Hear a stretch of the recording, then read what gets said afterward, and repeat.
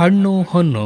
ತೋಟಗಾರಿಕೆ ಬೆಳೆಗಳಲ್ಲಿ ಸಮಗ್ರ ಬೇಸಾಯ ಕ್ರಮಗಳು ಮತ್ತು ಸುಸ್ಥಿರ ಕೃಷಿಯನ್ನು ಕುರಿತ ಬಾನುಲಿ ಸರಣಿ. ಹೂವು ಹಣ್ಣು ತೂಗುವಾಗ ಭೂಮಿ ತಾಯಿಗೆ ಹಬ್ಬದ ಹಾಡು, ಹಬ್ಬದ ಹಾಡು. ಕೇಳಿ ಹಣ್ಣು ಹೊನ್ನು.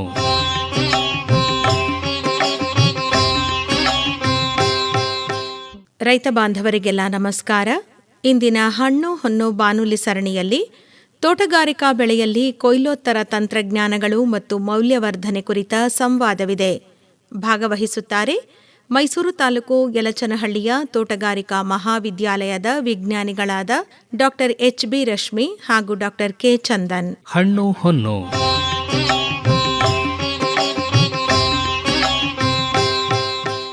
ಡಾಕ್ಟರ್ ರಶ್ಮಿ ಅವರೇ ನಮಸ್ಕಾರ. ನಮಸ್ಕಾರ ಸರ್. ಡಾಕ್ಟರ್ ಚಂದನ್ ಅವರೇ ತಮಗೂ ನಮಸ್ಕಾರ. ನಮಸ್ಕಾರ ಸರ್. ಇವತ್ತು ತಾವಿಬ್ಬರು ತೋಟಗಾರಿಕಾ ಬೆಳೆಗಳಲ್ಲಿ ಕೊಯ್ಲೋತ್ತರ ತಂತ್ರಜ್ಞಾನಗಳು ಮತ್ತು ಮೌಲ್ಯವರ್ಧನೆಗೆ ಸಂಬಂಧಪಟ್ಟಂತೆ ಮಾಹಿತಿಯನ್ನು ನೀಡಬೇಕು. ಡಾಕ್ಟರ್ ಚಂದನ್ ಅವರೇ ತಾವೇ ವಿಚಾರ ಆರಂಭ ಮಾಡಿ. ಹೌದು, ತೋಟಗಾರಿಕೆ ಬೆಳೆಗಳಲ್ಲಿ ಕೊಯ್ಲೋತ್ತರ ತಂತ್ರಜ್ಞಾನಗಳು ಭಾಳಷ್ಟು ಮುಖ್ಯವಾದದ್ದು. ಏಕೆ ಅಂತಂದರೆ ರೈತರು ವರ್ಷಾನುಗಟ್ಟಲೆ ಅದು ಅತಿವೃಷ್ಟಿ ಆಗಿರ್ಬೋದು, ಅನಾವೃಷ್ಟಿ ಆಗಿರ್ಬೋದು, ಸಾಲ ಸಿಗುತ್ತೋ ಇಲ್ವೋ ಇಲ್ಲಿಂದನೋ ಸಾಲ ತೊಗೊಬಂದು ಬಂಡವಾಳವನ್ನು ಹಾಕಿ ಕಷ್ಟಪಟ್ಟು ಬೆಳೆಗಳನ್ನ ಬೆಳೀತಾ ಇದ್ದಾರೆ.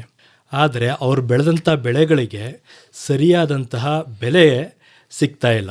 ಯಾಕೆ ಅಂತಂದರೆ ಅವರು ಬೆಳೆಯನ್ನು ಬೆಳೆಯೋದಕ್ಕೆ ಎಷ್ಟು ಕಷ್ಟಪಡ್ತಾರೋ ಅದು ನಂತರ ಬೆಳೆದಾದ ನಂತರ ಅದನ್ನು ತಯಾರಿ ಮಾಡಿ ಮಾರುಕಟ್ಟೆಗೆ ತಗೊಂಡೋಗುವಲ್ಲಿ ಎಡುತ್ತಾ ಇದ್ದಾರೆ. ಈ ಕಾರಣದಿಂದ ರೈತರು ಭಾಳಷ್ಟು ನಷ್ಟವನ್ನು ಅನುಭವಿಸ್ತಾ ಇದ್ದಾರೆ. ಈಗ ನಾವು ಕೆಲವೊಂದು ಅಂಕಿ ಅಂಶಗಳನ್ನ ನಾವು ನೋಡ್ತು ಅಂತಂದರೆ, ನಮ್ಮ ಭಾರತ ದೇಶದಲ್ಲಿ ತರಕಾರಿಗಳನ್ನ ಸುಮಾರು 336 ಮಿಲಿಯನ್ ಟನ್ನಷ್ಟು ಬೆಳೀತಾ ಇದ್ವಿ. ಹಣ್ಣುಗಳನ್ನೂ ಅಷ್ಟೇ 102 ಮಿಲಿಯನ್ ಟನ್ನಷ್ಟು ಬೆಳಿತೀವಿ. ಆದರೆ ಒಂದು ವರ್ಷದಲ್ಲಿ ಅವುಗಳ ಒಂದು ಕೊಯ್ಲೋತ್ತರ ನಷ್ಟ ಸುಮಾರು 18% ಇದೆ. ಇದ್ರದ್ದು ಒಂದು ಮೌಲ್ಯವನ್ನು ನಾವು ನೋಡ್ತು ಅಂತಂದರೆ 2 ಲಕ್ಷ ಕೋಟಿಗಿಂತ ಹೆಚ್ಚಿನ ಪದಾರ್ಥಗಳನ್ನ ಯಾವುದೇ ರೀತಿಯಾದಂಥ ಉಪಯೋಗ ಆಗ್ದೇ ಕೊಯ್ಲೋತ್ತರ ನಷ್ಟ ಆಗ್ತಾಯಿದೆ. ಮುಖ್ಯ ಕಾರಣ ಏನು ಅಂತಂದರೆ ರೈತರು ಸರಿಯಾದಂತಹ ತೋಟಗಾರಿಕೆ ತಂತ್ರಜ್ಞಾನಗಳನ್ನು ಅಳವಡಿಸ್ಕೊಳ್ಳದೆ ಇರುವಂಥದ್ದು. ಹಾಗಾಗಿ ಸರಿಯಾದ ತೋಟಗಾರಿಕೆ ಕೊಯ್ಲೋತ್ತರ ತಂತ್ರಜ್ಞಾನಗಳನ್ನ ಅಳವಡಿಸ್ಕೊತು ಅಂತಂದರೆ ನಷ್ಟವನ್ನು ಕಡಿಮೆ ಮಾಡಿ ರೈತರು ಕೂಡ ಹೆಚ್ಚಿನ ಲಾಭವನ್ನು ಗಳಿಸ್ಬೋದು ಅನ್ನೋ ಒಂದು ನಂಬಿಕೆ ಸರ್. ಚಂದನ್ ಹೇಳಿದ ಹಾಗೆಯೇ ಭಾರತ ದೇಶ ಇಡೀ ಪ್ರಪಂಚದಲ್ಲಿ ಹಣ್ಣು ಮತ್ತು ತರಕಾರಿ ಬೆಳೆಯೋದ್ರಲ್ಲಿ ಮುಂಚೂಣಿಯಲ್ಲಿದೆ. ಆದರೆ ನಾವು ಅದನ್ನು ಎಷ್ಟು ಮೌಲ್ಯವರ್ಧನೆ ಮಾಡ್ತೀವಿ ಅಂದರೆ ಬೆಳೀತಿರೋದ್ರಲ್ಲಿ 2%ಗಿಂತ ಕಡಿಮೆ ನಾವು ಮೌಲ್ಯವರ್ಧನೆ ಮಾಡ್ತಿರೋದು. 100 kg ಬೆಳೆದ್ರೆ 2 kgಗಿಂತ ಕಮ್ಮಿ ನಾವು ವ್ಯಾಲ್ಯೂ ಅಡಿಷನ್ ಮಾಡ್ತೀವಿ. ಹಾಗಾಗಿ ಒಂದು 18% ಲಾಸ್ ಆಗ್ತಿದೆ ಅಂದರೆ ಆ ಲಾಸ್ನ ನಾವು ಉಳಿಸ್ಕೊಂಡ್ರು ಆ 18% ಬೆಳೆದಷ್ಟೇ ಲೆಕ್ಕ ಆಗುತ್ತೆ.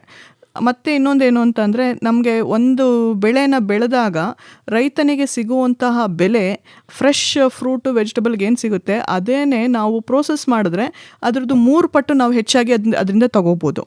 ಮತ್ತು ಹಣ್ಣನ್ನು ಬರೀ ಹಣ್ಣಾಗಿ ತಿನ್ನೋದಕ್ಕಿಂತನೂ ಬೇರೆ ಬೇರೆ ಮೌಲ್ಯವರ್ಧಿತ ಪದಾರ್ಥಗಳಾಗಿ ತಿನ್ನೋದ್ರಿಂದ ನಮಗೆ ಕನ್ಸ್ಯೂಮರ್ ಬೇಸು ಜಾಸ್ತಿ ಆಗುತ್ತೆ. ಮತ್ತು ಕೆಲವೊಂದು ಹಣ್ಣುಗಳು ಸೀಸ್ನಲ್ ಆಗಿರ್ತವೆ. ಮಾವಿನ ಹಣ್ಣು ಇರ್ಬೋದು, ಬರೀ ಸಮ್ಮರಲ್ಲಿ ಸಿಗುವಂಥದ್ದಾಗುತ್ತೆ, ಬೇಸಿಗೆಯಲ್ಲಿ ಸಿಗುವಂಥದ್ದು ಆಗಿದ್ದರಿಂದ ನಾವು ಅದನ್ನು ತಿನ್ನಬೇಕು ಅಂತ ಬೇರೆ ಕಾಲದಲ್ಲಿ ನೋಡಿದಾಗ ಈ ಮೌಲ್ಯವರ್ಧನೆ ಮಾಡೋದ್ರಿಂದ ನಾವು ಅದನ್ನು ವರ್ಷಗಟ್ಟಲೆ ಇಟ್ಕೊಂಡು ಅಥವಾ ವರ್ಷದ ಕೊನೆ ತನಕನೂ ತಿನ್ಬೋದು.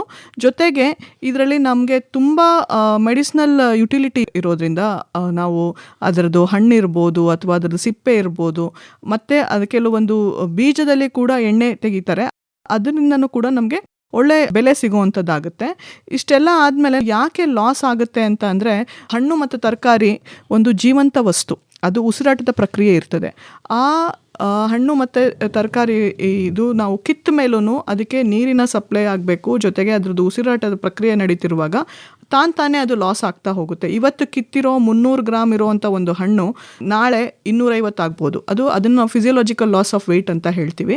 ಆ ಮೆಟಬಾಲಿಕ್ ಪ್ರೋಸೆಸ್ ಆಗೋದ್ರಿಂದ ಅದು ವೇಸ್ಟ್ ಆಗೋವಂಥದ್ದಾಗುತ್ತೆ, ಲಾಸ್ ಆಗೋವಂಥದ್ದು. ಮತ್ತು ಜೊತೆಗೆ ಅದರಲ್ಲಿ ಎನ್ಸೈಮ್ಸ್ ಕೂಡ ಇರ್ತದೆ, ಅದು ರಿಯಾಕ್ಷನ್ ಆಗಿ ಅದು ಕೂಡ ಪೋಸ್ಟ್ ಹಾರ್ವೆಸ್ಟ್ ಲಾಸ್ ಆಗೋವಂಥದ್ದಿದೆ. ಮತ್ತೊಂದು ಏನು ಅಂತಂದರೆ, ನಾವು ಹೇಗೆ ಹಣ್ಣು ಮತ್ತು ತರಕಾರಿನ ಇಷ್ಟಪಡ್ತೀವಿ ಹಾಗೆ ಕ್ರಿಮಿ ಆಗಲಿ ಅಥವಾ ಕೀಟಗಳಾಗಲಿ ಅದೇ ಉದ್ದೇಶಕ್ಕೆ ಅದನ್ನು ತಿನ್ನುವಂಥದ್ದಾಗುತ್ತೆ. ನಾವು ಇದನ್ನೆಲ್ಲ ನೋಡೋದ್ರಿಂದ ನಾವು ಹಣ್ಣು ಮತ್ತು ತರಕಾರಿನ ನಾವು ಚೆನ್ನಾಗಿ ಸಂಸ್ಕರಣೆ ಮಾಡಬೇಕಾಗುತ್ತೆ. ತೋಟಗಾರಿಕೆ ಬೆಳೆಗಳು ಜೀವಂತ ವಸ್ತುಗಳು ಹೌದು. ಈಗ ಫಿಸಿಯೋಲಾಜಿಕಲ್ ಲಾಸ್ ಅಂದರೆ ಉಸಿರಾಟದ ಪ್ರಕ್ರಿಯೆಗಳಿಂದ ಅವು ಕೂಡ ಕಿತ್ತ ಮೇಲೂ ಕೂಡ ಅವುಗಳು ಕೊಯ್ಲೋತ್ತರವಾದ ನಷ್ಟವನ್ನು ಆಗ್ತಾ ಇರ್ತವೆ. ಇದ್ರ ಜೊತೆಗೆ ಏನು ಅಂತಂದರೆ ರೈತರುಗಳು ಕೊಯ್ಲು ಮಾಡಬೇಕಾದಾಗ ಸರಿಯಾದ ಹಂತದಲ್ಲಿ ಬೆಳೆಗಳನ್ನ ಕಟಾವು ಮಾಡದೇ ಇರುವಂಥದ್ದು, ಕಟಾವು ಮಾಡಬೇಕಾದಂಥ ಸರಿಯಾದ ವಿಧಾನಗಳನ್ನ ಅನುಸರಿಸದೇ ಇರುವಂಥದ್ದು, ಅದಾದ ನಂತರ ಅವು ಕಟಾವು ಮಾಡಬೇಕಾದಾಗ ಅವಕ್ಕೆಲ್ಲ ಗಾಯಗೊಳ್ಳುವಂಥದ್ದು, ಮತ್ತು ಕೆಲವೊಂದು ಕೊಯ್ಲೋತ್ತರವಾದಂತಹ ತಂತ್ರಜ್ಞಾನಗಳು ಅಂದರೆ ಪ್ರೀ ಕೂಲಿಂಗ್ ಅಂತ ಹೇಳ್ತೀವಿ. ಈ ಥರದ್ದೆಲ್ಲ ಕೆಲವೊಂದು ತಂತ್ರಜ್ಞಾನಗಳನ್ನ ಅಳವಡಿಸ್ಕೊಳ್ಳದೆ ಇರೋದ್ರಿಂದ ಹೆಚ್ಚಿನ ಒಂದು ನಷ್ಟವನ್ನು ಕೂಡ ಅನುಭವಿಸ್ತಾ ಇದ್ದಾವೆ. ಈಗ ನಾನು ಹೇಳ್ದಂಗೆ ಸರಿಯಾದ ಹಂತದಲ್ಲಿ ಬೆಳೆಗಳನ್ನು ಕೊಯ್ಲು ಮಾಡಬೇಕು ಅಂತ ಹೇಳಿದೆ. ಅಂತಂದರೆ ಉದಾಹರಣೆಗೆ ಈಗ ಮಾವುನ ರೈತರುಗಳು ಕೊಯ್ಲು ಮಾಡ್ತಾರೆ. ಅದು ಕೆಲವೊಂದು ಬೆಳ್ತಿರ್ತವೆ, ಕೆಲವು ಹಣ್ಣಾಗ್ತಾ ಇರ್ತವೆ, ಕೆಲವು ಇನ್ನೂ ಎಳೆ ಇರ್ತವೆ. ವಿವಿಧ ಹಂತದಲ್ಲಿರೋವನ್ನು ಕೊಯ್ಲು ಮಾಡಿಬಿಡ್ತು ಅಂತಂದಾಗ ಕೆಲವೊಂದು ಹಣ್ಣುಗಳನ್ನ ಹೆಚ್ಚಿನ ದಿನ ಕಾಪಾಡಿ ಇಟ್ಕೊಳ್ಳಿಕ್ಕೆ ಆಗೋದಿಲ್ಲ. ಹಾಗಾಗಿ ಮಾವು ಕೊಯ್ಲು ಮಾಡ್ತಾ ಇದ್ವಿ ಅಂತಂದಾಗ ತೊಟ್ಟಿನ 2 ಪಕ್ಕದಲ್ಲಿರುವಂಥ ಭುಜಗಳು ಸರಿಯಾಗಿ ಉಬ್ಬಿರಬೇಕು. ಅದು ಒಂದು ಲಕ್ಷಣ. ಅದೇ ಬಾಳೆಯನ್ನು ನಾವು ಕೊಯ್ಲು ಮಾಡ್ತಾ ಇದ್ದೀವಿ ಅಂತಂದಾಗ ಅದು ಕೋನಗಳು ಏನಿರ್ತದಲ್ಲ ಅದು ಕಾಯಿಗಳು ವೃತ್ತಾಕಾರವಾಗಿ ಇರಬೇಕು. ಮತ್ತು ಆ ಸಪೋಟ ಆಗಿರ್ಬೋದು, ಅದರಲ್ಲಿ ಮೇಲ್ಗಡೆ ನಾವು ಉಗುರಿನಿಂದ ಕೆರಿತು ಕಾಯಿಗಳನ್ನ ಅಂತಂದಾಗ ಅದು ಕಂದು ಬಣ್ಣದಲ್ಲಿರ್ತವೆ. ಹಸಿರು ಬಣ್ಣಕ್ಕೆ ಇರುವಂಥ ಕೆರೆದಂಥ ಜಾಗ ಕಂದು ಬಣ್ಣದಲ್ಲಿರಬೇಕು. ಈ ರೀತಿಯಾಗಿ ಸರಿಯಾದ ಹಂತದವರೆಗೂ ಬೆಳೆಯನ್ನು ಬಿಟ್ಟು ಅವುಗಳನ್ನ ನಾವು ನೋಡಿಕೊಂಡು ಕೊಯ್ಲು ಮಾಡ್ತು ಅಂತಂದರೆ ಸುಮಾರು 25% ನಾವು ನಷ್ಟವನ್ನು ತಡಿಬೋದು. ಮತ್ತು ಮಾವನ್ನ ಕೊಯ್ಲು ಮಾಡಬೇಕಾದಾಗ ಭಾಳಷ್ಟು ಜನ ಏನು ಮಾಡ್ತಾರೆ, ತೊಟ್ಟನ್ನು ಬಿಟ್ಟು ಒಯ್ದಾಗ ತೊಟ್ಟಿಂದ ಬರುವಂಥ ಸೊನೆ ಕಾಯಿಗಳ ಮೇಲೆ ಬಿದ್ದು ಸೊನೆ ಗಾಯವನ್ನು ಮಾಡುತ್ತೆ. ಅದರಿಂದನೇ ಸುಮಾರು 25% ನಷ್ಟವನ್ನು ಆಗ್ತಾಯಿದೆ. ಹಾಗಾಗಿ ಸರಿಯಾದಂತಹ ಒಂದು ಹಂತದಲ್ಲಿ ಕೊಯ್ಲು ಮಾಡಬೇಕು. ಈಗ ಮಾವನ್ನ ಕೊಯ್ಲು ಮಾಡ್ತಾ ಇದ್ದೀವಿ ಅಂತಂದಾಗ ಈಗ ಹಾರ್ವೆಸ್ಟರ್ಸ್ ಅಂತ ಸಿಗ್ತಾ ಇದ್ದಾವೆ, ಅಂದರೆ ಕೊಯ್ಲು ಮಾಡುವಂಥ ಸಾಧನಗಳು. ಅದರಲ್ಲಿ ಏನು ಅಂದರೆ ಸುಮಾರು 300 ರಿಂದ 350 ರೂಪಾಯಿ ಆಗುತ್ತೆ. ಅದು ಕಾಯಿಗಳು ಎಷ್ಟೇ ಎತ್ತರದಲ್ಲಿದ್ರೂ ಅದಕ್ಕೆ ಒಂದು ನಾವು ಪೈಪನ್ನ ಜೋಡಿಸ್ಕೊಂಡು ಕೊಯ್ಲು ಮಾಡಬಹುದು. ಅದು ಹೇಗಿರುತ್ತೆ ಅಂತಂದರೆ ಅದಕ್ಕೆ ಒಂದು ಕಬ್ಬಿಣದ ರಿಂಗ್ ಇರುತ್ತೆ, ನೆಟ್ ಇರುತ್ತೆ, ಒಂದು ವಿ ಆಕಾರದಲ್ಲಿ ಬ್ಲೇಡ್ ಇರುತ್ತೆ. ಅದಕ್ಕೆ ಒಂದು ನಾವು ಎಷ್ಟು ಉದ್ದುದ್ದು ಬೇಕಾದ್ರೆ ಪೈಪನ್ನು ಸೇರಿಸಿ ನಾವು ಅದನ್ನು ಕಾಯಿಗಳನ್ನ ಕೊಯ್ಲು ಮಾಡುವಂಥ ಅವಕಾಶಗಳು ಇರುತ್ತೆ. ನಾವು ನೆಲದ ಮೇಲೇ ನಿಂತ್ಕೊಂಡು ಆ ಕಾಯಿಗಳನ್ನ ಕೊಯ್ಲು ಮಾಡಿದಾಗ ಏನಾಗುತ್ತೆ, ಕಾಯಿಗಳು ತೊಟ್ಟಿನ ಸಮೇತನೇ ಬುಟ್ಟಿ ಕೊಯ್ಲುವಂಥದ್ದು ಮಾಡುವಂಥ ಸಾಧನದಲ್ಲಿ ಬೀಳುತ್ತೆ. ಆವಾಗ ಕಾಯಿಗಳಿಗೆ ಯಾವುದೇ ರೀತಿ ಘಾಸಿ ಆಗೋದಿಲ್ಲ, ಹಣ್ಣಿನ ಸೊನೆಯಿಂದನೂ ಕೂಡ ಘಾಸಿ ಆಗಿರೋದಿಲ್ಲ. ಹಾಗಾಗಿ ಅಂಥ ಕಾಯಿಗಳನ್ನ ನಾವು ಹೆಚ್ಚಿನ ದಿನಗಳು ಕೂಡ ಕಾಪಾಡಿ ಇಟ್ಕೋಬಹುದು. ನಾವು ಕಟಾವು ಮಾಡೋದೂ ಅಷ್ಟೇ ಬೆಳಗ್ಗಿನ ಟೈಮು ಅಥವಾ ಸಂಜೆ ಮಾಡಬೇಕಾಗುತ್ತೆ, ಬಿಸಿಲಲ್ಲಿ ಮಾಡಬಾರ್ದು. ಮತ್ತು ಅದು ಕಟಾವು ಮಾಡಿದ್ಮೇಲೆ ಇವರು ಪ್ರೀ ಕೂಲಿಂಗ್ ಅಂತ ಹೇಳಿದ್ರು ಚಂದನ್ ಅವರು. ಪ್ರೀ ಕೂಲಿಂಗ್ ಅಂತ ಅಂದರೆ ತಂಪಾಗಿಸುವಿಕೆ.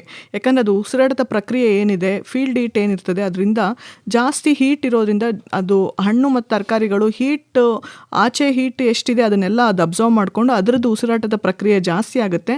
ಜಾಸ್ತಿ ಆದಷ್ಟೂ ಅದರ ಶೇಖರಣಾವಧಿ ಕಡಿಮೆ ಆಗುತ್ತೆ. ಹಾಗಾಗಿ ನಾವು ಆಚೆ ಒಂದು 25 ರಿಂದ 30 ಡಿಗ್ರಿ ಸೆಲ್ಸಿಯಸ್ ಇದೆ ಅಂದರೆ ಅದು ನಾವು ಪ್ರೀ ಕೂಲಿಂಗ್ ಮಾಡೋದ್ರಿಂದ ಅಥವಾ ತಂಪಾದ ಜಾಗದಲ್ಲಿ ಇಡುವಂಥದ್ದು ಇದರಿಂದ 15 ರಿಂದ 20 ಒಳಗಡೆ ಇರಬೇಕು, ಅಥವಾ 10 ಡಿಗ್ರಿ ಒಳಗಡೆ ಆ ಥರದ ಮಾಡ್ಕೋಬೇಕಾಗುತ್ತೆ. ನಂತರ ಪ್ರೀ ಕೂಲಿಂಗ್ ನಂತರ ನಾವು ಅದನ್ನು ಗ್ರೇಡಿಂಗ್ ಮಾಡಬೇಕಾಗುತ್ತೆ. ಯಾವುದೇ ಹಣ್ಣು ಅಥವಾ ತರಕಾರಿನ ನಾವು ಹಾಗೇ ಹೋಲ್ಸೇಲಾಗಿ ಮಾರ್ಕೆಟಿಗೆ ಕಳ್ಸೋದ್ಕಿಂತನೂ ಅದರಲ್ಲೇ ಇರೋವಂಥ ವಿಧಗಳಲ್ಲಿ ಮಾಡಿಕೊಂಡು ಗ್ರೇಡಿಂಗ್ ಮಾಡಬೇಕಾಗುತ್ತೆ. ನಾವು ಎಕ್ಸ್ಪೋರ್ಟ್ ಮಾಡ್ತೀವಿ ಅಂತ ಅಂದರೆ 3 ಥರದ್ದಿದೆ. ಎಕ್ಸ್ಟ್ರಾ ಕ್ಲಾಸ್ 1, ಕ್ಲಾಸ್ 3 ಅಂತ ಹೇಳಿ ಅದರದ್ದೇ ಸೈಜ್ ಆಗಲಿ ಅಥವಾ ಬಣ್ಣ ಆಗಲಿ ಅಥವಾ ವೆಯ್ಟ್ ಬೇಸಿಸ್ ಮೇಲೆ ಗ್ರೇಡಿಂಗ್ ಮಾಡ್ತಾರೆ. ಗ್ರೇಡಿಂಗ್ ಮಾಡಿದಷ್ಟು ಅದಕ್ಕೆ ಬೆಲೆ ಹೆಚ್ಚಾಗುತ್ತೆ. ನಾವು ಅನ್ಗ್ರೇಡೆಡ್ ಗೂಡ್ಸ್ಗೂ ಗ್ರೇಡೆಡ್ ಗೂಡ್ಸ್ಗೆ ಅಲ್ಲಿ ತುಂಬ ಡಿಫ್ರೆನ್ಸ್ ಇದೆ. ಅದಾದಮೇಲೆ ನಾವು ಯಾವುದೇ ಹಣ್ಣು ತರಕಾರಿ ನಾವು ಬೆಳೆದಿದ್ದೀವಿ, ಭೂಮಿಯಿಂದ ತಂದಿದ್ದೀವಿ ಅಂತ ಅಂದರೆ ಅದನ್ನು ಕ್ಲೀನಿಂಗ್ ಮಾಡ್ಕೋಬೇಕಾಗುತ್ತೆ. ಕ್ಲೀನಿಂಗ್ ಮಾಡುವಾಗ ಒಂದು 100 ರಿಂದ 150 ppm ಕ್ಲೋರಿನ್ ಯುಕ್ತ ಹೈಪೋಕ್ಲೋರೈಡ್ ಸೊಲ್ಯೂಷನ್ನಲ್ಲಿ ಡಿಪ್ ಮಾಡಿ ಇಡ್ಬೋದು, ಅಥವಾ ಶುದ್ಧವಾದ ನೀರಿನಲ್ಲಿ ತೊಳೆದು ಇಡಬೇಕಾಗುತ್ತೆ. ಕೆಲವೊಂದು ಪ್ರೀ ಟ್ರೀಟ್ಮೆಂಟ್ಸ್ಗಳಿದೆ. ಇದಾದಮೇಲೆ ಒಂದು ವ್ಯಾಕ್ಸಿಂಗ್ ಅಂತ ನೀವು ಕೇಳಿರ್ಬೋದು. ವ್ಯಾಕ್ಸಿಂಗ್ ಅಂತ ಅಂದರೆ ಒಂದು ಫುಡ್ ಗ್ರೇಡ್ ವ್ಯಾಕ್ಸ್ನ ಮಾಡೋವಂಥದ್ದು. ಇದು ನಮಗೆ FSSAಯಿಂದ ಪರ್ಮಿಷಬಲ್ ಆಗಿರುವಂಥ ವ್ಯಾಕ್ಸ್ಗಳನ್ನೇ ಉಪಯೋಗಿಸ್ಬೇಕಾಗುತ್ತೆ. ಇದು ನಾವು ಯೂಶಲಿ ಆಪಲ್ಗಳಲ್ಲಿ ಮಾಡ್ತೀವಿ, ಕಿತ್ತಳೆ ಹಣ್ಣಲ್ಲಿ ಮಾಡ್ತೀವಿ. ಇದರಿಂದ ಏನಾಗುತ್ತೆ ಅಂದರೆ ಈ ಹಣ್ಣು ತರಕಾರಿಗಳಿಗೆ ಒಂದು ಶೈನಿಂಗ್ ಕೂಡ ಬರುತ್ತೆ. ಜೊತೆಗೆ ಈ ಉಸಿರಾಟದ ಪ್ರಕ್ರಿಯೆಯನ್ನು ಸ್ವಲ್ಪ ನಿಧಾನಗತಿಯಲ್ಲಿ ಆಗುತ್ತೆ. ಸ್ಟಾಪ್ ಮಾಡೋಕ್ಕಾಗಲ್ಲ, ಅದು ನಿಧಾನಗತಿಯಲ್ಲಿ ಆಗುತ್ತೆ. ಈ ವ್ಯಾಕ್ಸ್ ಬಗ್ಗೆ ಜನಸಾಮಾನ್ಯರಲ್ಲಿ ತುಂಬ ತಪ್ಪು ಕಲ್ಪನೆಗಳಿದ್ದಾವೆ ಡಾಕ್ಟರ್ ರಶ್ಮಿ ಅವರೇ. ಅದನ್ನೊಂಚೂರು ಹೋಗಲಾಡಿಸ್ಬೋದೇ ತಾವು? ಹೌದು ಸರ್. ಸೊ ಇದು ವ್ಯಾಕ್ಸಿಂಗ್ ಬಗ್ಗೆ ತುಂಬ ಸೋಷಲ್ ಮೀಡಿಯಾದಲ್ಲಿ ಇದು ಒಳ್ಳೆಯದಲ್ಲ, ನಮಗೆ ಹೆಲ್ತಿಗೆ ಅಂದರೆ ಇಂಟೆಸ್ಟೈನಲ್ ಹೆಲ್ತ್ ತುಂಬ ಹಾಳಾಗುತ್ತೆ, ಇದನ್ನು ಕೆರೆದು ಬಿಟ್ಟು ತಿನ್ನಿ ಆ ಥರ ಎಲ್ಲ ಹೇಳ್ತಾರೆ. ಆದರೆ ಇದು ಒಳ್ಳೆಯದಲ್ಲ ಅಂದರೆ ಮಾಡ್ತಾನೆ ಇರಲಿಲ್ಲ ಈ ವಿಧಾನ. ಯಾಕಂದರೆ ನಮಗೆ ಎಕ್ಸ್ಪೋರ್ಟ್ ಮಾಡಲಿಕ್ಕೂ ಕೂಡ ಫುಡ್ ಗ್ರೇಡ್ ವ್ಯಾಕ್ಸ್ ಅಂತ ಏನಿದೆ, ಈ ಬಿ ವ್ಯಾಕ್ಸ್ ಇರ್ಬೋದು ಅಥವಾ ಪ್ರೊಲಾಂಗ್ ಅಂತ ಇರ್ತದೆ, ಸಿಂಪ್ರೆನ್ ಅಂತ ಇರ್ತದೆ, ಅದರದ್ದೆಲ್ಲ ನಾವು ವ್ಯಾಕ್ಸ್ಗಳನ್ನ ಹಾಕಿ ಮಾಡೋಂಥ ಮತ್ತು ಕಡಿಮೆ ಪ್ರಮಾಣದಲ್ಲಿ ಸೊಲ್ಯೂಷನ್. ಈವನ್ ಕೆಲವೊಂದು ಪರ್ಮಿಸಬಲ್ ಡೈ ಕೂಡ ಮಾಡ್ತಾರೆ, ಕಲರ್ ಕೂಡ ಹಾಕ್ತಾರೆ, ಅಂದರೆ ಫುಡ್ ಗ್ರೇಡ್ ಕಲರ್ಸೇನೆ. ಅದಿಲ್ಲ ಅಂತಂದರೆ ಅದು ಮೋಸ್ಟ್ಲಿ ಮಾರ್ಕೆಟಲ್ಲಿ ಅದು ಇರ್ತಾನೆ ಇರಲಿಲ್ಲ, ಆ ವಿಧಾನನೇ ಮಾಡ್ತಿರ್ಲಿಲ್ಲ.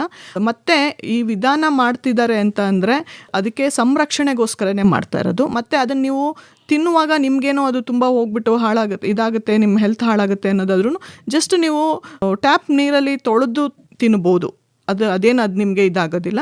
ಸೊ ಇಷ್ಟು ವ್ಯಾಕ್ಸಿಂಗ್ ಬಗ್ಗೆ ಹೇಳ್ತೀನಿ ಸರ್.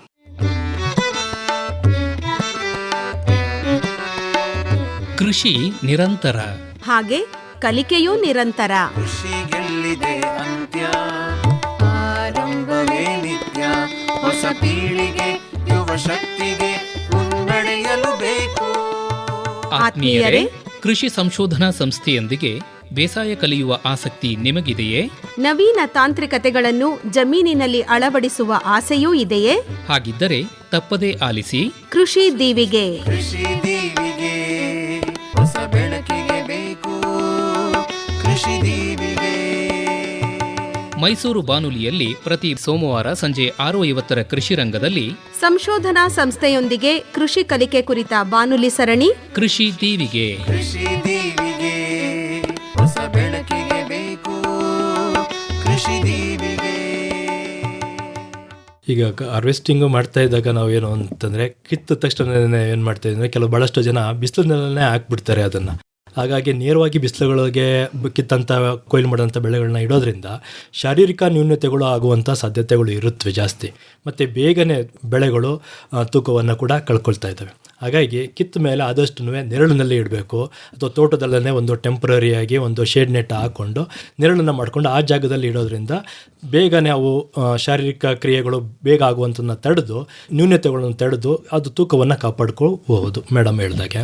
ಹಾಗೆಯೇ ಪ್ರೀ ಕೂಲಿಂಗ್, ತಣ್ಣಗಿರುವಂಥ ವಾತಾವರಣದಲ್ಲಿ ತಕ್ಷಣಕ್ಕೆ ಸಾಧ್ಯವಾದಷ್ಟು ಯಾವುದಾದ್ರು ಒದ್ದೆ ಚೀಲಗಳನ್ನು ಮೇಲ್ಗಡೆ ಹಾಕುವಂಥದ್ದು, ಸ್ವಲ್ಪ ನೀರನ್ನು ಚಿಮುಕಿಸಿ ಇದು ಮಾಡುವಂಥದ್ದು, ಇದರಿಂದನೂ ಕೂಡ ನಾವು ತೂಕವನ್ನು ಹಾಳಾಗುವಂಥನ್ನ ಕಡಿಮೆ ಮಾಡ್ಕೋಬೋದು. ಮತ್ತು ಕೊಯ್ಲು ಮಾಡಿದ ತಕ್ಷಣ ಅದನ್ನು ಅದರಲ್ಲಿರುವಂಥ ಯಾವುದಾದ್ರೂ ಎಳೆ ಕಾಯಿಗಳು ಇರುವಂಥದ್ದು, ಡ್ಯಾಮೇಜ್ ಆಗಿರುವಂಥದ್ದು, ರೋಗ ಕೀಟಗಳು ಬಂದಿರುವಂಥದ್ದು, ಈ ಕಾಯಿಗಳೆಲ್ಲನೂ ನಾವು ಆದಷ್ಟು ಎಷ್ಟು ಬೇಗ ಆಗುತ್ತೆ ಅಷ್ಟು ಬೇಗ ಚೆನ್ನಾಗಿರುವಂಥ ಹಣ್ಣುಗಳು ತರಕಾರಿಗಳಿಂದ ದೂರ ಬೇರೆ ಸಪ್ರೇಟ್ ಮಾಡಬೇಕು. ಇಲ್ಲ ಅಂತಂದರೆ ಏನಾಗುತ್ತೆ ಅಂದರೆ ರೋಗ ಬಂದಿರುವಂಥ ಕಾಯಿ ಅಥವಾ ಕೀಟ ಬಂದಿರುವ ಕಾಯಿಗಳಿಂದ ಒಳ್ಳೆಯದಕ್ಕೂ ಕೂಡ ರೋಗಗಳು ಸ್ಪ್ರೆಡ್ ಆಗುವಂಥ ಸಾಧ್ಯತೆಗಳು ಇರುತ್ತವೆ. ಅದು ಒಂದನ್ನು ಭಾಳಷ್ಟು ಮುಖ್ಯವಾಗಿ ನೋಡ್ಕೋಬೇಕು. ಮತ್ತು ಗ್ರೇಡಿಂಗ್ ಅಂತ ಬಂದಾಗಲೂ ಕೂಡ ನಾವು ಆದಷ್ಟು ನಮ್ಮ ದೇಶದಲ್ಲಿ ಈ ಸೈಜ್ ಗಾತ್ರದ ಆಧಾರದ ಮೇಲೇ ನಾವು ಗ್ರೇಡಿಂಗನ್ನು ಮಾಡ್ತಾಯಿದ್ವಿ. ಕೆಲವೊಂದು ಹಣ್ಣುಗಳನ್ನು ಅಥವಾ ನಾವೇನಾದರೂ ಗ್ರೇಡಿಂಗ್ ಮಾಡ್ತಾಯಿದ್ವಿ ಅಂದರೆ ರೈತರುಗಳನ್ನೇ ತಮ್ಮ ತೋಟಗಳನ್ನೇ ಸುಲಭವಾಗಿ ಒಂದು ವಿಧಾನವನ್ನು ಉಪಯೋಗಿಸ್ಬೋದು. ಏನು ಅಂತಂದರೆ 2 PVC ಪೈಪ್ಗಳನ್ನ ವಿ ಆಕಾರದಲ್ಲಿ ಸ್ಲೋಪಾಗಿ ಇಟ್ಬಿಟ್ಟು ಅದ್ರ ಮೇಲೆ ಈ ಕಾಯಿಗಳನ್ನ ಅರಿಬಿಡ್ತು ಅಂತಂದಾಗ ಅವೇನೇ ಗಾತ್ರಕ್ಕೆ ಅನುಗುಣವಾಗಿ ಅವು ವಿಂಗಡಣೆ ಆಗ್ತವೆ. ಇದರಿಂದ ನಾವು ಕಡಿಮೆ ಅವಧಿಯಲ್ಲಿ ಹೆಚ್ಚಿನ ಪ್ರಮಾಣವನ್ನು ಬೇರೆ ಬೇರೆಯಾಗಿ ನಾವು ಮಾಡಬಹುದು. ಜೊತೆಗೆ ಈಗ ಕೆಲವೊಂದು ಗ್ರೇಡಿಂಗ್ ಎಲ್ಲ ಆದಮೇಲೆ ಕೆಲವೊಂದು ಬೆಳೆಗಳೆಲ್ಲ ನಾವೇನು ಮಾಡ್ತೀವಿ ಅಂತಂದರೆ ಹಣ್ಣು ಆಗುವಂಥದ್ದು ಉಪಚಾರವನ್ನು ಮಾಡಬೇಕಾಗುತ್ತೆ. ಏಕೆ ಅಂತಂದರೆ ಮಾರುಕಟ್ಟೆಗೆ ತೊಗೊಂಡೋದಾಗ ಅಲ್ಲಿ ಗ್ರಾಹಕರು ಬಯಸೋದೇನು ಅಂದರೆ ತಿನ್ನಲಿಕ್ಕೆ ಸಿದ್ಧವಾಗಿರಬೇಕು ಅಂತಂದ್ಬಿಟ್ಟು. ಹಾಗಾಗಿ ನಾವು ಕೃತಕವಾಗಿ ಕೂಡ ಹಣ್ಣನ್ನು ಮಾಡ್ಬೋದು. ಈಗ ಮಾವು ಆಗ್ಬೋದು, ನಾವು ಅಥವಾ ಬೇರೆ ಯಾವುದೇ ಬೆಳೆಗಳನ್ನಬೇಕು ನಾವು ನೈಸರ್ಗಿಕವಾಗಿ ಹಣ್ಣನ್ನು ಮಾಡಲಿಕ್ಕೆ ಬಿಡ್ತು ಅಂತಂದರೆ ಸುಮಾರು 6 ರಿಂದ 8 ದಿನ ಹಣ್ಣಾಗಲಿಕ್ಕೆ ಸಮಯ ತಗೊಳ್ಳುತ್ತೆ. ಅಷ್ಟರೊಳಗಡೆ ಭಾಳಷ್ಟು ತೂಕ ಕಳ್ಕೊಂಡಿರ್ತವೆ. ಜೊತೆಗೆ ಒಂದೇ ಸಲ ಅವು ಕೂಡ ಹಣ್ಣು ಕೂಡ ಆಗಿರೋದಿಲ್ಲ.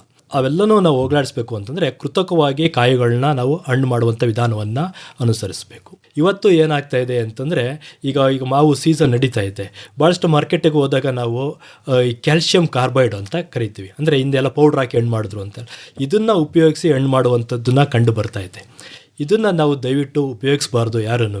ಈಗ ನಾವು FSSAI ಪ್ರಕಾರನೂ ಕೂಡ ಇದನ್ನು ಉಪಯೋಗವನ್ನು ನಿರ್ಬಂಧವನ್ನು ಮಾಡಿದ್ದಾರೆ.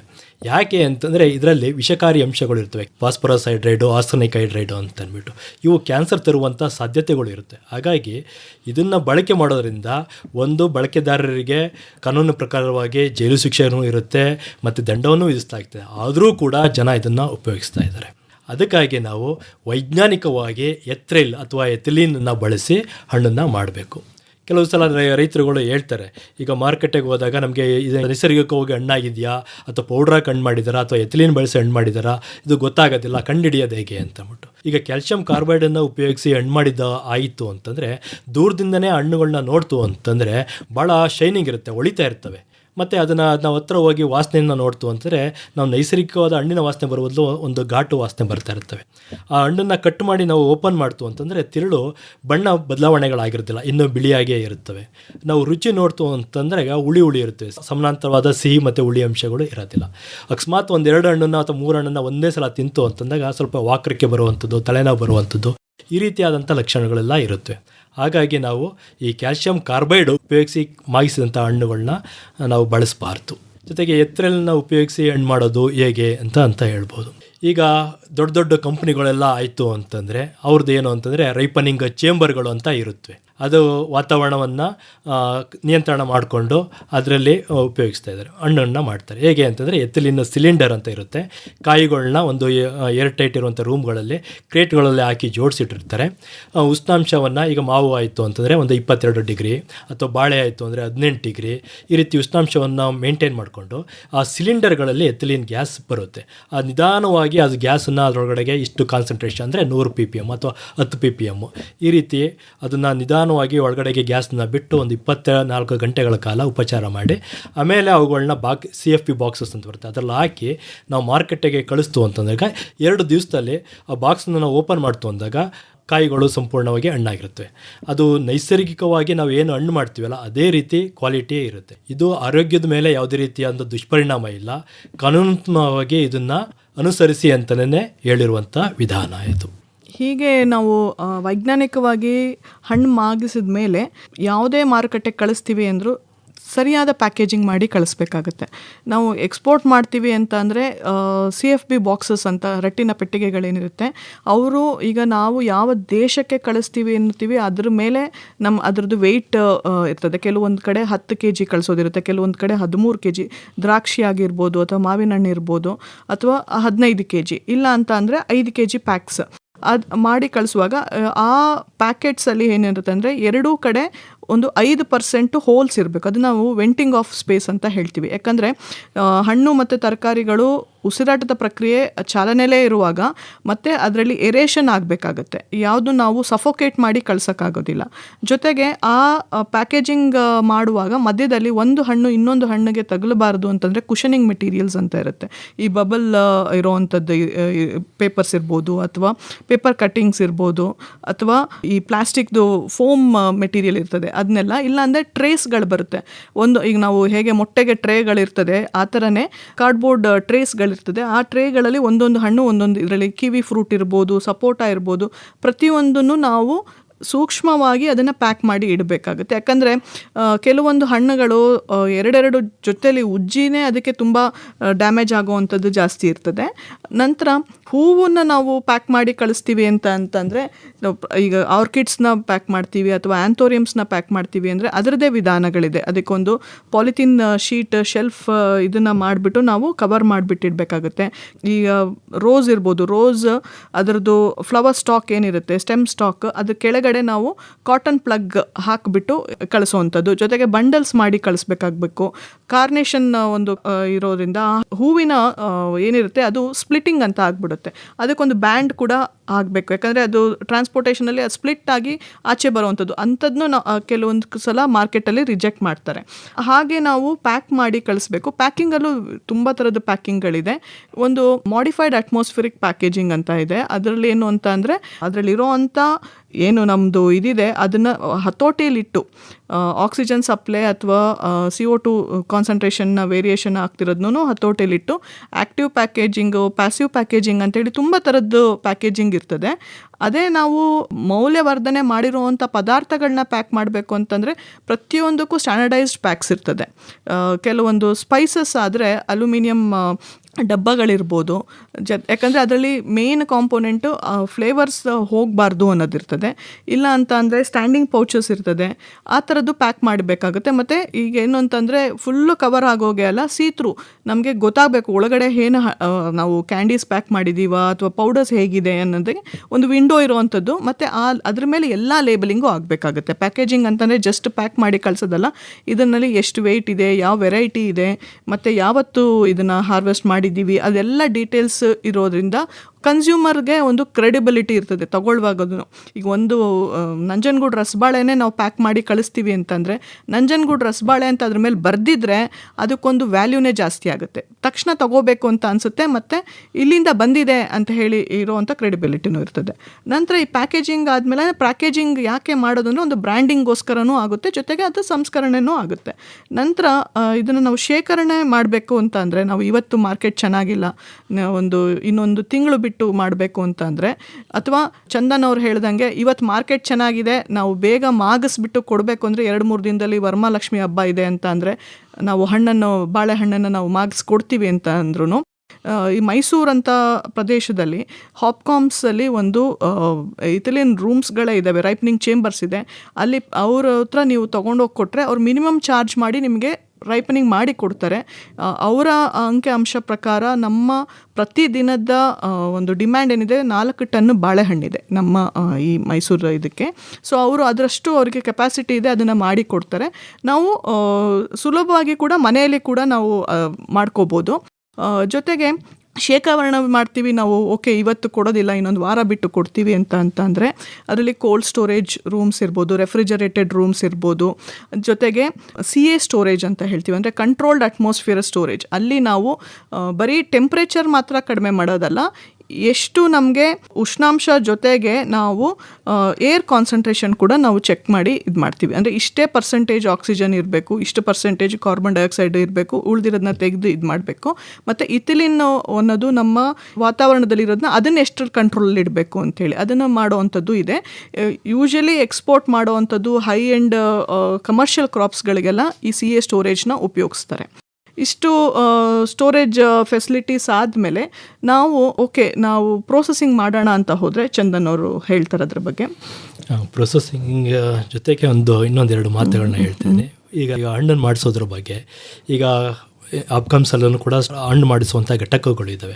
ರೈತರನ್ನೇ ಅವರ ಒಂದು ಮನೆಗಳಲ್ಲೇ ಬೇಕಿದ್ರೆ ಸಣ್ಣ ಪ್ರಮಾಣದಲ್ಲಿ ಒಂದು ಘಟಕಗಳನ್ನ ನಿರ್ಮಿಸ್ಕೋಬೋದು. ನಮ್ಮ ಭಾರತೀಯ ತೋಟಗಾರಿಕೆ ಸಂಶೋಧನಾ ಕೇಂದ್ರ ಹೆಸರುಘಟ್ಟದಲ್ಲಿದೆ, ರೈತರ ಸ್ನೇಹಿ ಒಂದು ಘಟಕವನ್ನು ಅಭಿವೃದ್ಧಿಪಡಿಸಿದ್ದಾರೆ. ಏನು ಅಂತಂದರೆ, ಈ PVC ಪೈಪ್ಗಳನ್ನು ಉಪಯೋಗಿಸ್ಕೊಂಡು ಚೌಕಾಕಾರವಾಗಿ ಒಂದು ಮನೆಯನ್ನು ಮಾಡ್ಕೋಬೇಕು. ಅದನ್ನು ಒಂದು ದಪ್ಪ ಇರುವಂಥ ಪಾಲಿಥೀನ್ ಕವರ್ನಲ್ಲಿ ಇಡಬೇಕು. ಇಟ್ಟಾದಮೇಲೆ ಈ ಕಾಯಿಗಳನ್ನ ಪ್ಲಾಸ್ಟಿಕ್ ಕ್ರೇಟ್ಗಳಲ್ಲಿ ಹಾಕಿ ಆ ಕೊಠಡಿ ಒಳಗಡೆಗೆ, ಆ ಪ್ಲಾಸ್ಟಿಕ್ ಕೊಠಡಿ ಏನಿರುತ್ತೆ ಅದರೊಳಗಡೆಗೆ ಇಡಬೇಕು. ಇಟ್ಟಾದಮೇಲೆ ಇವತ್ತು ಎಥಿಲಿನ್ ಗ್ಯಾಸ್ ಅನ್ನೋದು ನಾವು ಪರ್ಫ್ಯೂಮ್ ಎಲ್ಲ ಹೊಡ್ಕೊಳ್ಳುವಂಥ ಒಂದು ಟಿನ್ ಇದೆಯಲ್ಲ, ಅದೇ ರೀತಿ ಬರುತ್ತೆ. ಅಮೆಝಾನಲ್ಲೆಲ್ಲ ಸಿಗುತ್ತೆ. ಅದು ಒಂದು ಟಿನ್ಗೆ ಒಂದು 250 ರಿಂದ 300 ರೂಪಾಯಿ ಇರುತ್ತೆ. ಸುಮಾರು ಒಂದು 2 ಟನ್ನಷ್ಟು ಕಾಯಿಗಳನ್ನ ಹಣ್ಣು ಮಾಡಬಹುದು. ಅಂದರೆ 1 kgಗೆ 25 ಪೈಸೆ ಬೀಳುತ್ತೆ ಖರ್ಚು ಅಷ್ಟೇ. ಈ ಕಾಯಿಗಳನ್ನ ನಾವು ಆ ಚೇಂಬರ್ ಒಳಗಡೆ ಇಟ್ಟಾದಮೇಲೆ ಆ ಟಿನ್ನಲ್ಲಿರುವಂಥ ಎಥಿಲಿನ್ ಗ್ಯಾಸನ್ನು ಎಲ್ಲಿ ಜಾಗ ಖಾಲಿ ಇರ್ತದಲ್ಲ ಆ ಜಾಗದಲ್ಲಿ ಸ್ಪ್ರೇ ಮಾಡಿಬಿಟ್ಟು ಆ ಚೀಲದ ಅಂದರೆ ಪ್ಲಾಸ್ಟಿಕ್ ಕವರ್ದು ಬಾಯಿಯನ್ನು ಕಟ್ಟಿಬಿಟ್ಟು 24 ತಾಸು ಬಿಟ್ಬಿಡೋದು. ಅದಾದ ನಂತರ ಅದನ್ನು ಚೀಲವನ್ನು ಕೊಠಡಿನ ಓಪನ್ ಮಾಡಿ ಕಾಯಿಗಳನ್ನ CFP ಬಾಕ್ಸ್ಗಳಿಗೆ ಹಾಕಿ ಮಾರ್ಕೆಟ್ಗೆ ಕಳಿಸೋದ್ರಿಂದ ಭಾಳ ಸುಲಭವಾಗಿ ರೈತರುಗಳನ್ನೇ ಮನೆ ಹಂತದಲ್ಲೇ ಕಾಯಿಗಳನ್ನ ಹಣ್ಣು ಮಾಡ್ಬೋದು. ಮತ್ತು ಪ್ಯಾಕೇಜಿಂಗ್ ಬಗ್ಗೆನೂ ಮೇಡಮ್ ಹೇಳಿದ್ರು ಅವಾಗಲೇ. ನಾನು ಹೇಳೋದು ಅಂತಂದರೆ, ಈಗ ನುಗ್ಗೆ ಸೊಪ್ಪು ಮೊದಲು ಎಲ್ಲೂ ಸಿಗ್ತಿರಲಿಲ್ಲ, ಇವತ್ತು ಮಾರ್ಕೆಟಲ್ಲಿ ಮಾರ್ತಿರಲಿಲ್ಲ, ಬಟ್ ಇವತ್ತು ಮಾರ್ಕೆಟಲ್ಲಿ ಮಾರ್ತಾ ಇದ್ದಾರೆ ನುಗ್ಗೆ ಸೊಪ್ಪನ್ನು. ಈಗ ನಾವು ಹೊರಗಡೆನೇ ಯಾವುದೇ ರೀತಿಯ ಪ್ಯಾಕಿಂಗ್ ಮಾಡ್ದೇ ನುಗ್ಗೆ ಸೊಪ್ಪು ಇಡ್ತು ಅಂದರೆ 1 ದಿವಸದಲ್ಲೇ ಎಲ್ಲ ಬಾಡ್ಕೊಂಡಂಗೆ ಆಗುತ್ತೆ. ರೈತರ ಬೇಕಾದ್ರೆ ಒಂದು ಸಿಂಪಲ್ ಟೆಕ್ನಿಕ್ ಅಂತಂದರೆ, ಪಾಲಿಪ್ರೊಪಿಲಿನ್ ಅಂತ ಕವರ್ಗಳು ಬರುತ್ತೆ, ಪ್ಲಾಸ್ಟಿಕ್ ಕವರ್ಗಳು, ಅದರಲ್ಲಿ ಇಟ್ಬಿಟ್ಟು ಜಸ್ಟ್ ಸೀಲ್ ಮಾಡಿ ಇಡ್ತು ಅಂತಂದ್ರೂ 2 ದಿವಸ ಸಾಮಾನ್ಯ ವಾತಾವರಣದಲ್ಲೇ ಫ್ರೆಶ್ ಆಗಿರ್ತವೆ ಅದು. ಹಾಗಾಗಿ ಇಂಥ ಒಂದು ಸಣ್ಣ ಒಂದು ಕೊಯ್ಲೋತ್ತರ ತಂತ್ರಜ್ಞಾನಗಳನ್ನ ಅಳವಡಿಸ್ಕೋದ್ರಿಂದ ಹೆಚ್ಚಿನ ದಿನ ಬಾಳಿಕೆ ಬರುವಂಗೆ ನಾವು ಕಾಪಾಡ್ಕೋಬಹುದು. ಈಗ ನಮಗೆ ಕೊಯ್ಲೋತ್ತರ ತಂತ್ರಜ್ಞಾನಗಳನ್ನ ಅಳವಡಿಸ್ಕೊಳ್ಳೋದು ಒಂದಿತ್ತು ಅಂತಂದರೆ, ಈ ವರ್ಷ ನಾವು ನೋಡಿದ್ದೀವಿ ಮಾವು ಆಗ್ಬೋದು, ನೇರಳೆ ಆಗ್ಬೋದು, ಎಚ್ಚೆತ್ತವಾಗಿ ನಾವು ಬೆಳೆ ಬಂತು. ಈಗ ಅದನ್ನು ಹಾಗೇ ಭಾಳಷ್ಟು ಕಡಿಮೆ ರೇಟಲ್ಲಿ ಇವತ್ತು ಮಾರ್ಕೆಟ್ ಆಗ್ತಾ ಇರ್ತವೆ. ಎಷ್ಟೋ ಸಲ ನಾವು ಟೊಮೆಟೊ ರೈತರುಗಳೆಲ್ಲ ರೋಡಿಗೆ ತಂದು ಸುರಿತಾರೆ. ಆವಾಗ ಏನಾಗುತ್ತೆ ಅಂತಂದರೆ ಅದನ್ನು ಯಾಕೆ ನಾವು ಸಂಸ್ಕರಣೆ ಮಾಡಬಾರ್ದು, ಈ ರೀತಿಯಾದಂಥ ಒಂದು ಪ್ರಶ್ನೆಗಳು ಉದ್ಭವ ಆಗ್ತವೆ. ಹಾಗಾಗಿ ಈಗ ಅಕಸ್ಮಾತ್ ಯಾವಾಗ ನಮಗೆ ಬೆಳೆ ಹೆಚ್ಚು ಆಗಿರುತ್ತದೆ, ಯಾವ ಬೆಳೆಗಳಿಗೆ ನಮಗೆ ಮಾರ್ಕೆಟ್ ಮಾಡೋಕ್ಕೆ ಸಾಧ್ಯ ಇಲ್ಲ ಅಂತ ಇರ್ತದೆ, ಅಂಥ ಸಂದರ್ಭದಲ್ಲಿ ನಾವು ಅದನ್ನು ಸಂಸ್ಕರಣೆಯನ್ನು ಮಾಡಿ ಮೌಲ್ಯವರ್ಧನೆಯನ್ನು ಮಾಡುವಂಥದ್ದು. ಈ ಸಂಸ್ಕರಣೆ ಅಂತಂತಂದರೆ ಯಾವುದು ಹಾಳಾಗ್ತಾ ಇರ್ತದಲ್ಲ ಅದಕ್ಕೆ ಒಂದು ಹೊಸ ರೂಪವನ್ನು ಕೊಟ್ಟು ಅದು ಎಲ್ಲ ರೀತಿಯಿಂದಲೂ ಸ್ವೀಕರಣೆ ಮಾಡುವಂಥದ್ದು. ₹1 ನಾವು ಬೆಳೆ ಬರ್ತಾ ಇದ್ದಂಥ ಬೆಳೆಗಳಿಗೆ ಅದಕ್ಕೆ ₹5 ಬೆಲೆಗೆ ಮಾರಾಟ ಮಾಡುವಂಥದ್ದನ್ನು ನಾವು ಮೌಲ್ಯವರ್ಧನೆ ಅಂತ ಹೇಳ್ತಾ ಇದ್ದೀವಿ. ಈಗ ನಾವು ಆಗಲೇ ರಶ್ಮಿ ಮೇಡಮ್ ಅವರು ಹೇಳ್ತಾ ಇದ್ದಂಗೆ ನಾವು ಬೆಳೀತಾ ಇರುವಂಥ ಬೆಳೆಗಳಲ್ಲಿ 2% ಅಷ್ಟೇ ನಾವು ಮೌಲ್ಯವರ್ಧನೆಯನ್ನು ಮಾಡ್ತಾಯಿದ್ದೀವಿ ಅಂತ ಅಂದ್ಬಿಟ್ಟು. ಹಾಗಾಗಿ ಈ ಬೇರೆ ದೇಶಗಳಿಗೆ ಹೋಲಿಸ್ಕೊಂತು ಅಂದರೆ ನಮ್ಮ ದೇಶದಲ್ಲಿ ಮಾಡ್ತಾ ಇರುವಂಥ ಮೌಲ್ಯವರ್ಧನೆ ಭಾಳನೇ ಕಡಿಮೆ. ಹಾಗಾಗಿ ಇದಕ್ಕೆ ಭಾಳಷ್ಟು ಡಿಮ್ಯಾಂಡ್ ಇದೆ. ಮೌಲ್ಯವರ್ಧನೆಗೆ ನಾವು ಹೋಗಬೇಕು ಅಂತಂದಾಗ ನಮ್ಮ ಸುತ್ತಮುತ್ತ ನಾವು ಯಾವ ಬೆಳೆಗಳನ್ನ ಬೆಳೀತಾ ಇದ್ದೀವಿ, ಯಾವುದರಲ್ಲಿ ಹೆಚ್ಚಿನ ಕೊಯ್ಲೋತ್ರ ನಷ್ಟ ಆಗ್ತಾಯಿದೆ ಅಂಥದನ್ನು ತಗೊಂಡು ಬೇರೆ ಬೇರೆ ಅಂಥ ಸಂಸ್ಕರಿತ ಪದಾರ್ಥಗಳನ್ನ ಮಾಡಬೇಕು. ಮತ್ತು ಪದಾರ್ಥಗಳನ್ನ ಮಾಡಬೇಕಾದಾಗ ಸ್ವಚ್ಛವಾದಂಥ ಜಾಗದಲ್ಲಿ ಮಾಡಬೇಕು. ಏಕೆಂದರೆ ತಿನ್ನುವಂಥ ಆಹಾರ ಯಾರ್ಯಾರು ತಿಂದು ಆರೋಗ್ಯದ ಮೇಲೆ ದುಷ್ಪರಿಣಾಮ ಆಗ್ಬೋದು ಅನ್ನೋ ಕಾರಣಕ್ಕೆ ಸ್ವಚ್ಛವಾದಂಥ ಒಂದು ಪ್ರದೇಶದಲ್ಲಿ ಅದನ್ನು ಸಂಸ್ಕರಣೆಯನ್ನು ಮಾಡಬೇಕು. ಮತ್ತು ಗುಣಮಟ್ಟವನ್ನು ಕಾಪಾಡಿಕೊಳ್ಳೋದು ಭಾಳಷ್ಟು ಮುಖ್ಯ. ಇವತ್ತು FSSAI ಅವರು ಒಂದು ಜ್ಯೂಸು ಅಂತಂದ್ರೂ ಇದಕ್ಕೆ ಇಷ್ಟೇ ಪ್ರಮಾಣದಲ್ಲಿ ಸಕ್ಕರೆ ಅಂಶ ಇರಬೇಕು, ಹುಳಿ ಅಂಶ ಇರಬೇಕು, ಹಣ್ಣಿನ ತಿರುಳು ಇರಬೇಕು ಅಂತ ಹೇಳಿದ್ದಾರೆ. ಆ ನಿಯಮವನ್ನು ನಾವು ಸರಿಯಾಗಿ ಅನುಸರಿಸ್ಕೋಬೇಕು. ಮತ್ತು ನಾವು ಪದಾರ್ಥಗಳನ್ನ ಮಾಡೋದಕ್ಕೆ ಮುಂಚೆ ಮಾರುಕಟ್ಟೆಯಲ್ಲಿ ಒಂದು ಸಮೀಕ್ಷೆಯನ್ನು ಮಾಡ್ಕೋಬೇಕು. ಯಾವ ಪದಾರ್ಥಗಳಿಗೆ ಬೇಡಿಕೆ ಇದೆ, ಅದನ್ನು ಯಾವ ರೀತಿ ತೊಗೊಂಡೋಗಿ ಕೊಡಬೇಕು, ಎಷ್ಟು ಬೇಡಿಕೆ ಇದೆ ಅಂತ ಒಂದು ತಿಳ್ಕೊಂಡು ಅದಕ್ಕೆ ತಕ್ಕಂತೆ ನಾವು ಪದಾರ್ಥಗಳನ್ನ ತಯಾರಿ ಮಾಡಬೇಕು. ಒಂದು ಪದಾರ್ಥಗಳಿಗೆ ಬೇಡಿಕೆ ಬಂತು ಅಂತಂದರೆ ಅದನ್ನು ನಾವು ತಯಾರಿ ಮಾಡಿ ನಿರಂತರವಾಗಿ ಸರಬರಾಜು ಮಾಡಬೇಕು. ಇವತ್ತೊಂದು ಪದಾರ್ಥ ಕೊಟ್ವಿ ಚೆನ್ನಾಗಿದೆ ಅಂತಂದ್ರು ಮತ್ತೆ ಬೇಡಿಕೆ ಬಂತು ಅಂತಂದ್ರೆ ನಮ್ಮ ಹತ್ರ ಇಲ್ಲ ಅಂತಂದಾಗ ಮಾರುಕಟ್ಟೆಯಲ್ಲಿ ನಮ್ಮ ಸಂಸ್ಕೃತ ಪದಾರ್ಥಗಳನ್ನ ಮಾರಾಟ ಮಾಡೋದು ಭಾಳ ಕಷ್ಟ ಆಗುತ್ತೆ. ಹಾಗಾಗಿ ನಿರಂತರವಾದಂಥ ಒಂದು ಸಪ್ಲೈ ಮಾಡುವಂಥದ್ದು ನಾವು ನೋಡ್ಕೋಬೇಕು.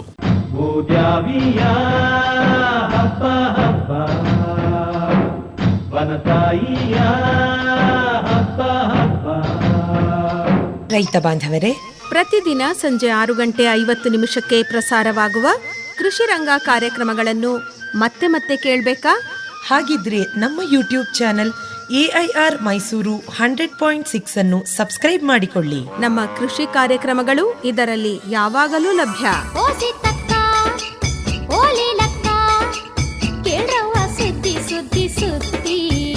ಕೇಳಿ, ಆನಂದಿಸಿ ಮೈಸೂರು ಆಕಾಶವಾಣಿಯ ಕೃಷಿ ರಂಗ ಕಾರ್ಯಕ್ರಮಗಳನ್ನು.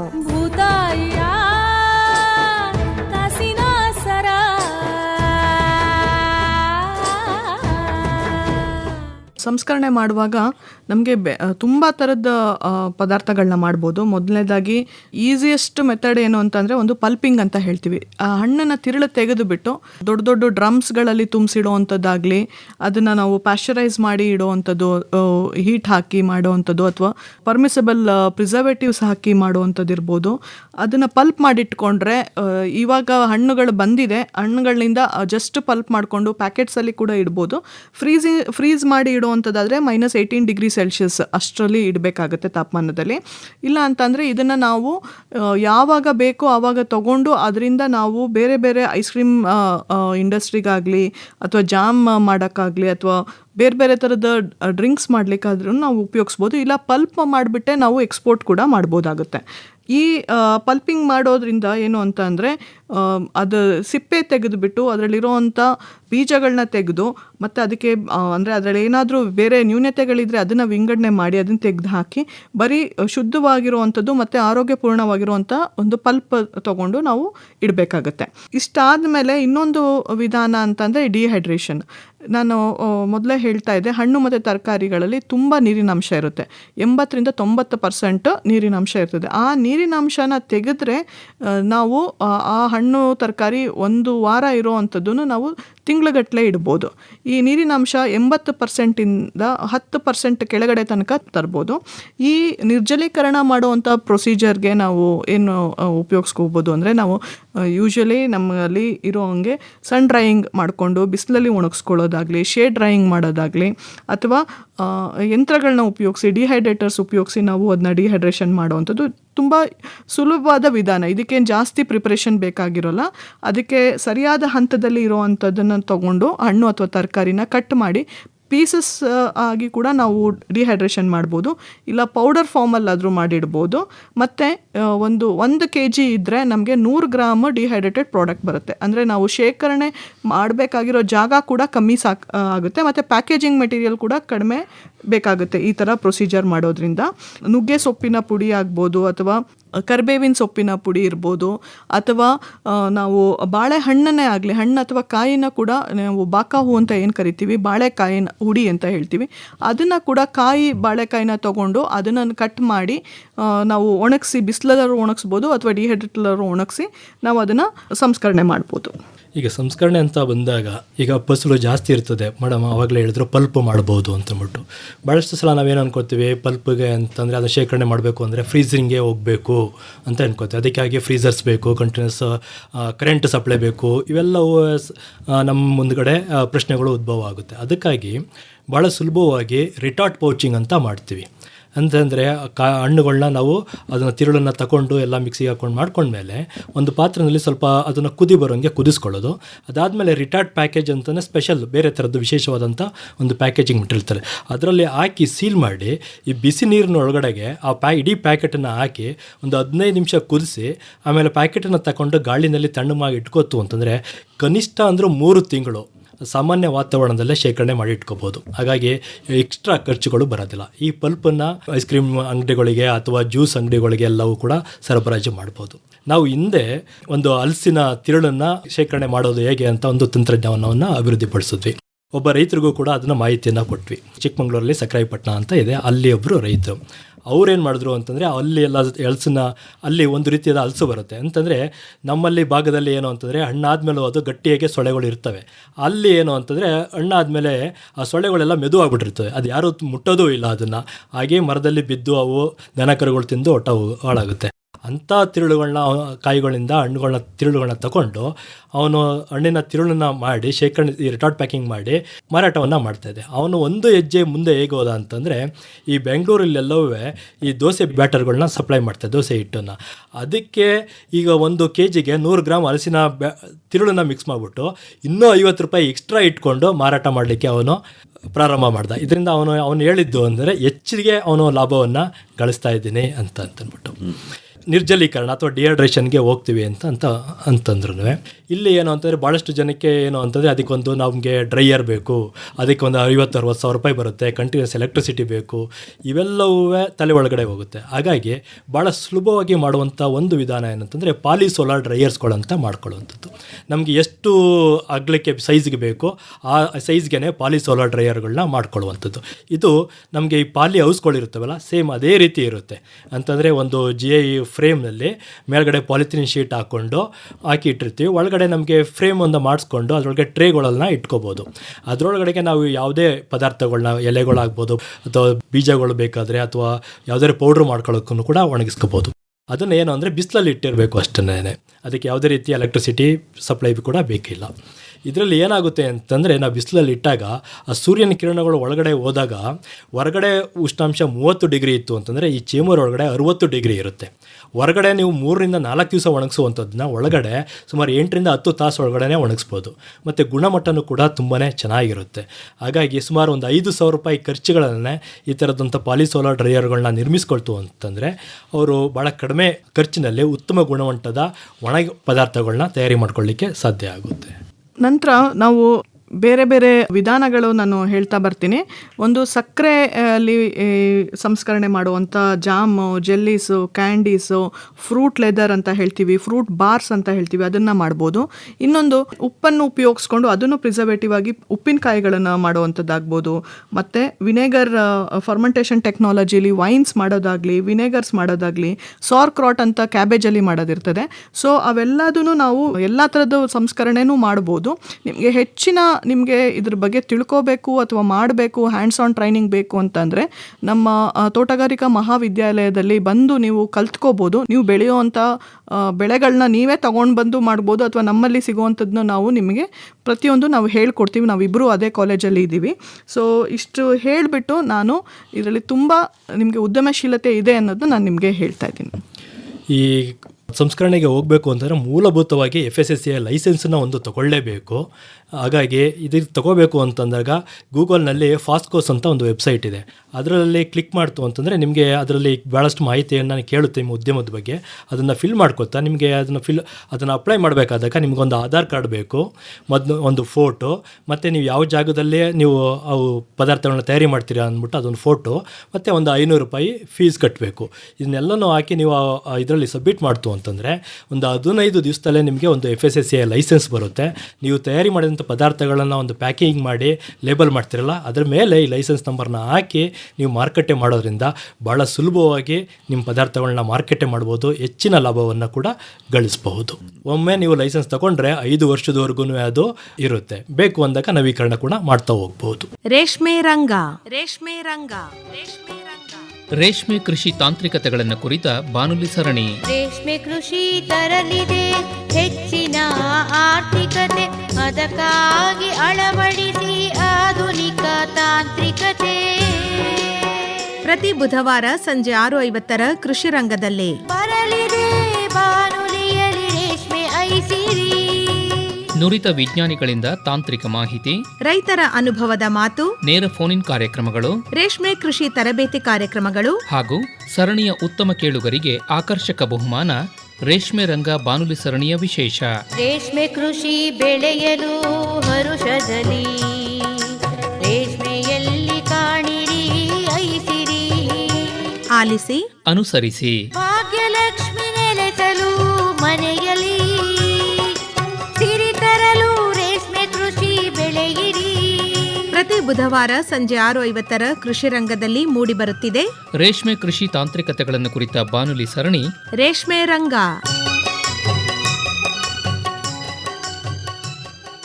ಹಣ್ಣು ಮತ್ತು ತರಕಾರಿಗಳ ಮೌಲ್ಯವರ್ಧನೆ, ಕೊಯ್ಲೋತ್ತರ ತಂತ್ರಜ್ಞಾನಗಳು, ಈ ಬಗ್ಗೆ ಹೆಚ್ಚಿನ ಮಾಹಿತಿಯನ್ನು ತಮ್ಮಿಂದಲೇ ನೇರವಾಗಿ ಪಡಿಬೇಕು ಅಂತಾದರೆ ಸಂಪರ್ಕಕ್ಕಾಗಿ ಡಾಕ್ಟರ್ ಚಂದನ್ ಅವರೇ ತಮ್ಮ ಮೊಬೈಲ್ ಸಂಖ್ಯೆನ ಕನ್ನಡದಲ್ಲಿ ಹೇಳ್ಬೋದೆ? ಹೌದು, 9986304697. ಇನ್ನೊಮ್ಮೆ ಹೇಳ್ತೀರಾ? 9986304697. ಇನ್ನೂ ಒಂದು ಸರಿ ಹೇಳ್ಬಿಡಿ ಸರ್. 9986304697. ಒಳ್ಳೆಯದು ಡಾಕ್ಟರ್ ಚಂದನ್ ಅವರೇ ಹಾಗೂ ಡಾಕ್ಟರ್ ರಶ್ಮಿ ಅವರೇ, ಇದುವರೆಗೂ ತೋಟಗಾರಿಕಾ ಬೆಳೆಗಳಲ್ಲಿ ಕೊಯ್ಲೋತ್ತರ ತಂತ್ರಜ್ಞಾನಗಳು ಹಾಗೂ ಮೌಲ್ಯವರ್ಧನೆ ಕುರಿತಂತೆ ಬಹಳ ಉಪಯುಕ್ತವಾದ ಮಾಹಿತಿಯನ್ನು ನೀಡಿದ್ರಿ. ವಂದನೆಗಳು. ನಮಸ್ಕಾರ. ನಮಸ್ಕಾರ ಸರ್. ಹಣ್ಣು ಹೊನ್ನು.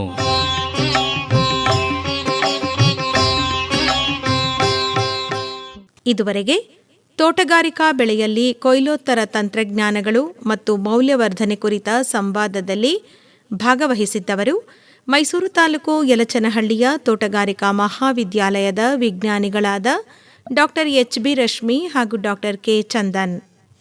ಬರುವ ವಾರ ಹನುಮಾನ್ ಫಲ ಅಥವಾ ಲಕ್ಷ್ಮಣ ಫಲದ ಬೇಸಾಯ ಹಾಗೂ ಮೌಲ್ಯವರ್ಧನೆ ಕುರಿತ ಸಂವಾದವಿದೆ.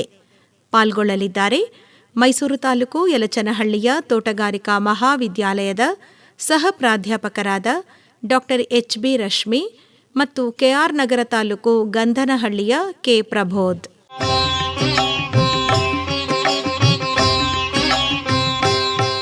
ಹಣ್ಣು ಹೊನ್ನು.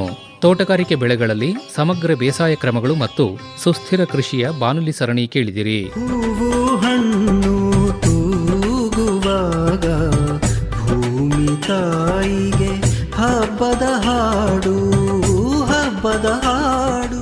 ಸಹಯೋಗ ತೋಟಗಾರಿಕೆ ಮಹಾವಿದ್ಯಾಲಯ ಮೈಸೂರು ಮತ್ತು ತೋಟಗಾರಿಕೆ ಇಲಾಖೆ ಮೈಸೂರು. ತೋರಣದ ತಳಿರಲ್ಲಿ ಹೊಸಿಲ ಹಣತೆಗಳಲ್ಲಿ ಬಾಣ ಬಿರುಸುಗಳಲ್ಲಿ ನಲಿವು ಮೂಡಿ.